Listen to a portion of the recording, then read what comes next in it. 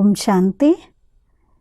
ఈ మాసంలో మనము ముఖ్యంగా ఆత్మ యొక్క 7 గుణాల యొక్క అభ్యాసం గత మాసం కూడా చేసాము. ఈ మాసంలో ఇంకా 2 గుణాలు ఎక్స్ట్రా ఇవ్వటం జరిగింది. నమ్రత స్వరూప స్థితి, మధురత స్వరూప స్థితి. ఈ మధురత స్వరూప స్థితిలో భాగంగా ఈ వారంలో ఈరోజు 4వ రోజు. ఈరోజు యొక్క గుణము సదా స్మృతి రహే కి బాప్ దాదా కో ఇస్ రూహానీ బగియా కి పాలనా కర్నే వాలే మాస్టర్ బాగ్వాన్ హూ. సదా ఏం స్మృతి ఉండాలి? బాప్ దాదా యొక్క ఈ ఆత్మిక తోట, ఈ ఆత్మిక తోట యొక్క పాలన చేసేటువంటి మాస్టర్ తోటమాలిని ఉన్నాను. ఎవరు ఈరోజు మనము? మాస్టర్ తోటమాలి. తోట ఎవరిది? బాప్ దాదా యొక్క ఆత్మిక తోట. ఈ తోటని పాలన చేసేటువంటి మాస్టర్ తోటమాలిని.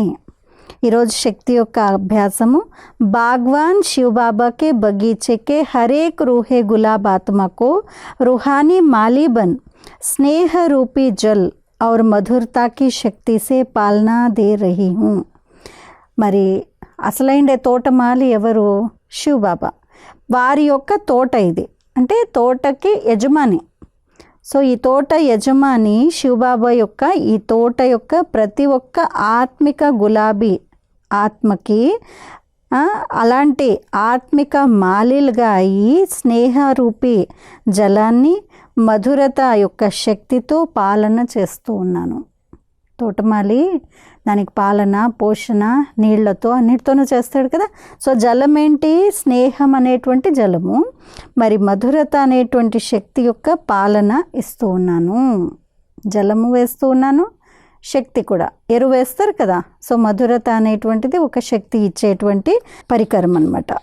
మాస్టర్ బాగ్వాన్ బన్ ఇస్ రూహానీ బగియే మే మధురతాకి ఖుష్బూ ఫైలా రహీ హూ. మాస్టర్ తోటమాలిగా అయ్యి ఈ ఆత్మిక తోటలో మధురత యొక్క సుగంధాన్ని వ్యాప్తి చేస్తున్నాను. తోట దగ్గరికి వెళ్తే ఎంత మంచి సుగంధం వస్తుంది.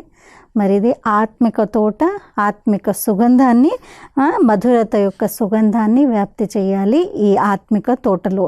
అంటే ఆత్మిక గులాబీలుగా అయ్యి మనమేమో ఆత్మిక తోటమాలులు, మాస్టర్ తోటమాలులు అన్నమాట. బాబా తోట యజమాని, మనమందరము కూడా తోటమాలులము. ఇదే అభ్యాసాన్ని ఈరోజు చేద్దాము. అచ్చా.